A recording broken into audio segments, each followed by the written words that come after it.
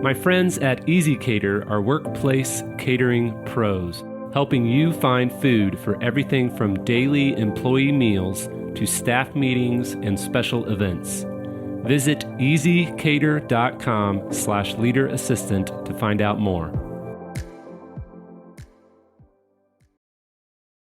Welcome to the Leader Assistant Podcast. You're listening to episode 1. Thanks for listening. Hey friends, it's Jeremy Burrows, host of the Leader Assistant Podcast.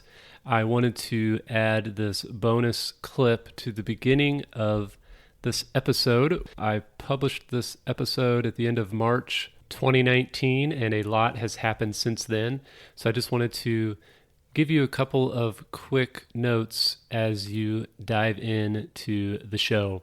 First of all, you can check out the show notes at leaderassistant.com/1 for this episode, and then each episode has show notes corresponding to the episode number. So if you're wanting the show notes for episode 54, it's leaderassistant.com/54. Also, you can join our online Slack and Facebook communities for free at leaderassistant.com/community.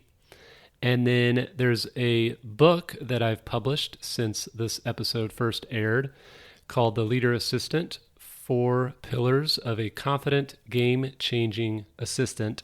And you can check that out at Amazon, Barnes & Noble, and other major retailers. It's also on Audible for the audiobook fans out there. And there's a Kindle ebook version and a Barnes & Noble ebook version as well. You can check that out at leaderassistantbook.com.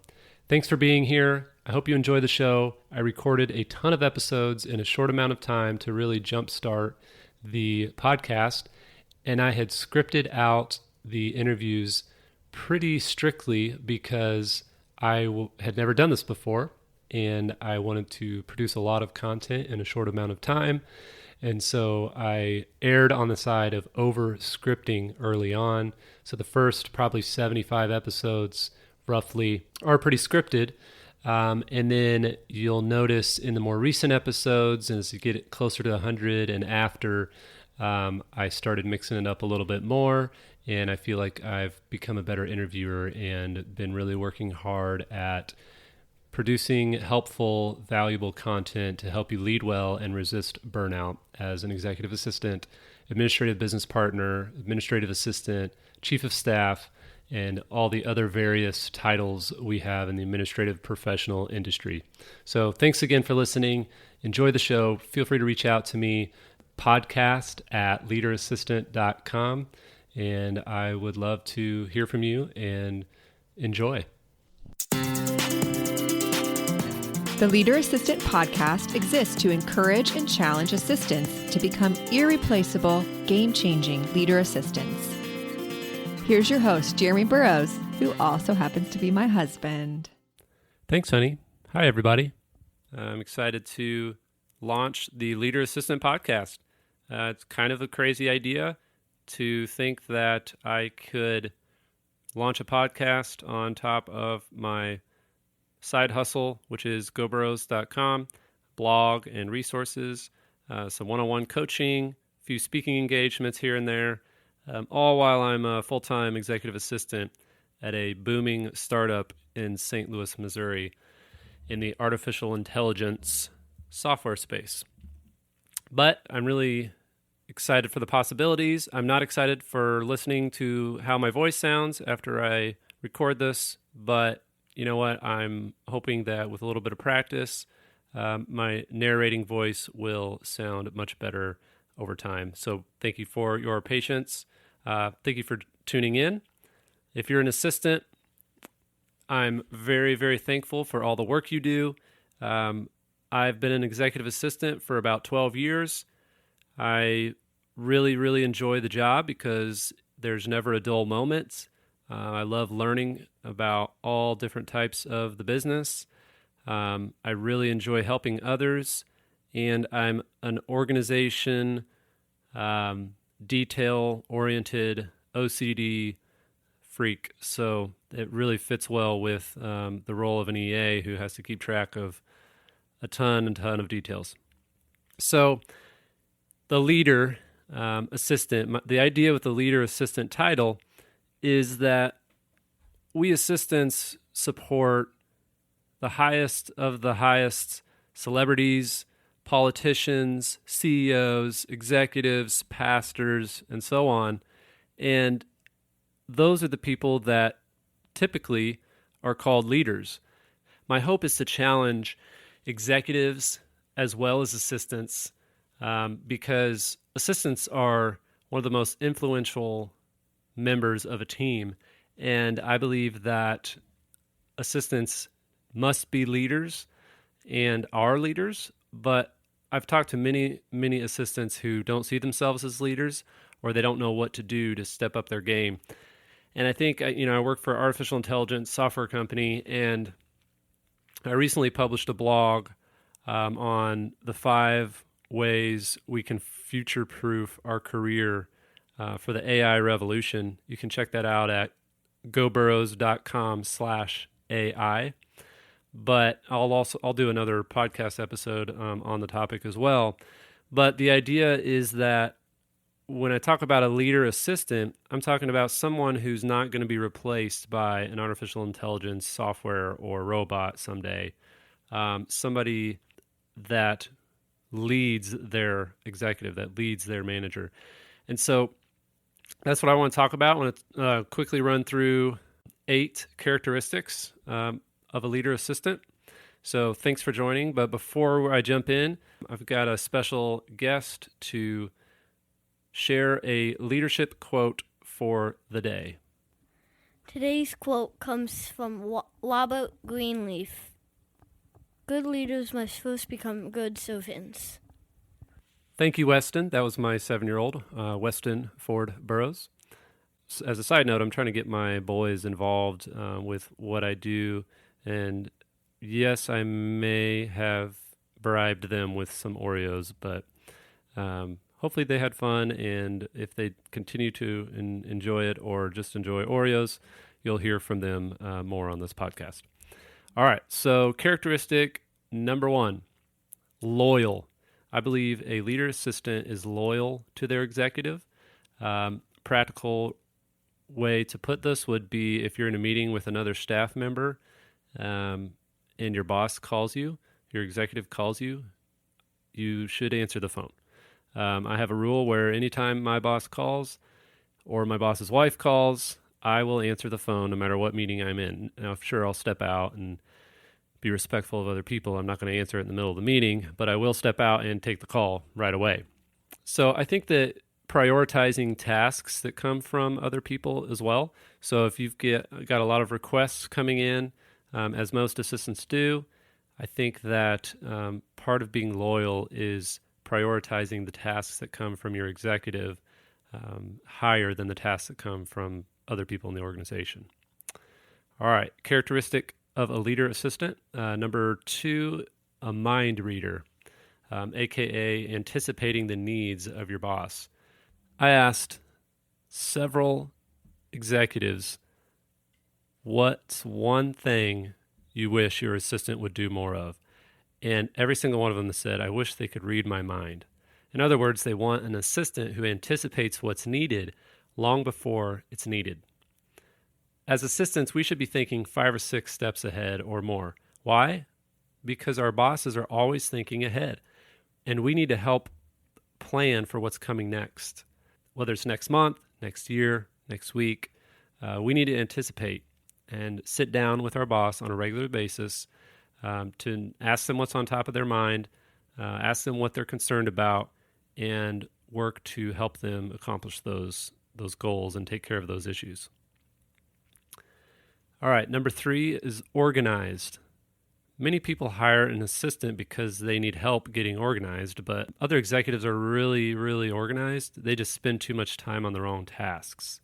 So I think our bosses should not spend so much time, if any, organizing their calendar or files or formatting a presentation unless they really, really enjoy and are top of the charts when it comes to building a slide presentation, for example.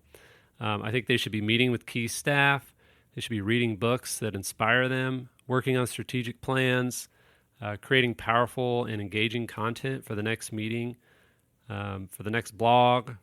We need to be able to synthesize everything that our boss throws at us into prioritized tasks and projects and execute those projects with little oversight.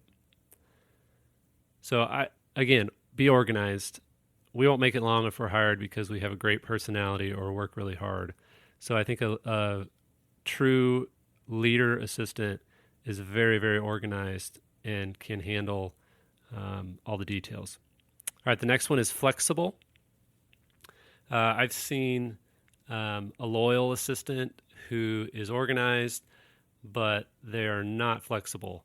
They're not able to adapt in the moment. Instead of getting excited about change, they freeze and panic. And really, to be honest, early on in my career, this was me. I hated last-minute changes. I would get defeated because all the work I put into a project seemed to be all for naught. However, I started to see change as a good thing. And instead of feeling like that work was pointless, I realized the wasted work was part of the process and helped me get better at my job. If you're driving your car right now, honk your horn if your boss loves to change things up at the last minute. Okay, maybe don't honk your horn, but I'm sure you can relate. Your boss knows when to throw everything out the window and start over, or when to adjust the plan slightly right before a deadline. So again, an assistant needs to be flexible in these situations. Now, I will say, a kind of a side note here, willing to push back is very key as well. So I think that a rock star leader assistant should not only be flexible, but should also know when to push back and say, listen, we can't change the plan this late in the game. It's not worth our time and energy. We just need to move forward. So we have to be willing to push back when appropriate to help our boss keep a level head. If they're always changing things at the last minute, they could simply have an unhealthy pattern that needs to be addressed before everyone burns out and loses trust in them. All right, the next characteristic of a leader assistant is focused.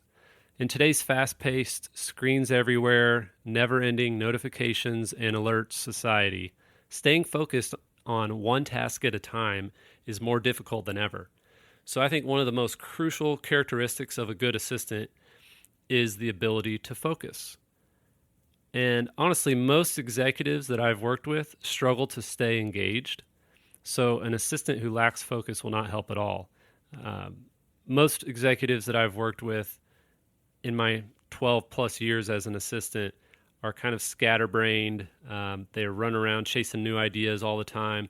They're brilliant, but they have a hard time sitting down and focusing on one task for a long period of time. So I think we need to be able to focus on tasks and also help our bosses stay on task. All right, number 6 is others-centered. So I think the job of an assistant is generally not a glamorous role. I'm sure you know that. I've experienced that. A lot of behind-the-scenes work, hours and hours of work that no one, maybe even our boss, will ever see. If you want to be the center of attention, the last job you should have is an assistant. Your job is to further your boss's goals and agenda, not your own. So assistants must care about their boss and other team members more than they do themselves. So whether you need to grab coffee for a meeting or make 100 copies of a proposal, we should be happy to help and excited to contribute. A woe is me attitude will not cut it. However, we need to be careful not to let our bosses abuse their authority. A good boss will give us challenging and interesting projects and tasks, as well as the necessary mundane tasks. A good boss will leave us alone on our days off and always be grateful to us for putting aside our desires to serve them and the team. So again, we must be others-centered. All right, characteristic number 7 is admits mistakes. Admitting when you're wrong is not easy, but it's a necessary skill to master if you want to be an impactful leader who contributes to building a healthy culture in your workplace. Odds are you've made a mistake in the last few weeks, or maybe even the last few hours. Maybe you said something that wasn't appropriate. If so, who do you need to apologize to? Seek this person out ASAP and admit you were wrong. The longer you wait, the more difficult and less impactful it will be. My boss made a comment once that sounded like he was saying putting together desks was not as important as writing software or coding. He did not mean it that way, but it came across as a little offensive to some. So he owned his error and apologized to the entire company. It was a very powerful culture moment where the CEO was willing to admit they were wrong and correct it, and quickly. All right, lastly, characteristic number 8, friendly. Assistants should be likable. They should be the kind of people who encourage others, have a good sense of humor, don't take themselves too seriously. Our bosses and teams spend a lot of time with us, so being personable and having good social skills and enjoying working with others is very important. But this doesn't mean we have to be an extrovert. In fact, introverts are some of the best assistants because we, yes, I'm an introvert, like to sit by ourselves in a quiet office and get stuff done. I'm a strong introvert with extroverted skills and tendencies, and my current and prior bosses have been high extroverts. This has worked out well. If you're an introvert, you may work better with an extroverted executive who knows how to respect your need for space. So there are plenty more characteristics I could list, but I want to hear from you. What do you think? What characteristics do you feel are important to look for in an assistant? I'd love to hear from you on LinkedIn, or you can email me at podcast@leaderassistant.com. So that concludes today's episode. I'm super excited that you've made it this far. Thanks for listening.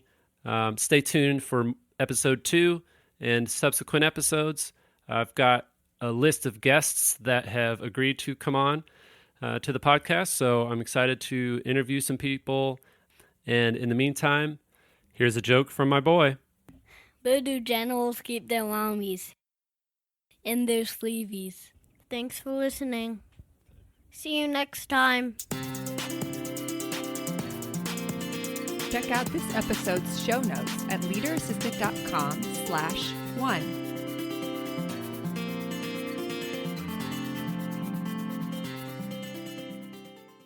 My daddy has stinky feet.